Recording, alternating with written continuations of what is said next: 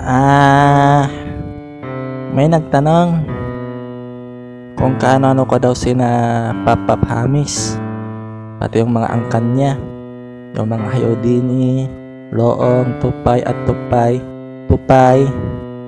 o sino naman mga angkan niya. Nang masasabi ko lang, ang magulang ng aking ama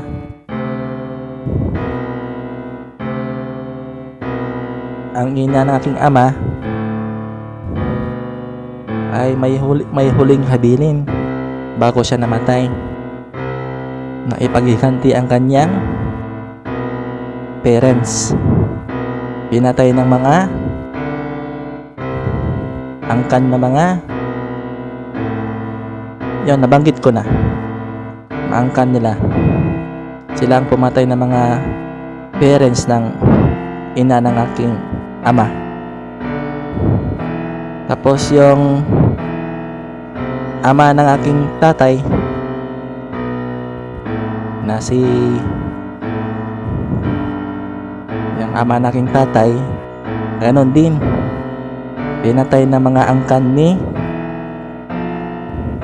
yon, nabanggit ko na yung mga angkan nila, nabanggit ko na. Ganon din ang sabi niya, ipaghiganti yung mga parents niya bago siya namatay. Yun ang masabi ko. At alam nila kung anong tribo nila. Tribo ng aking lolo at tribo ng aking lola. Galing sila sa mga tribo ng mga iyakan. Pinatay ang kanilang mga magulang, yung kanilang parents, at kinuha sila bilang isang,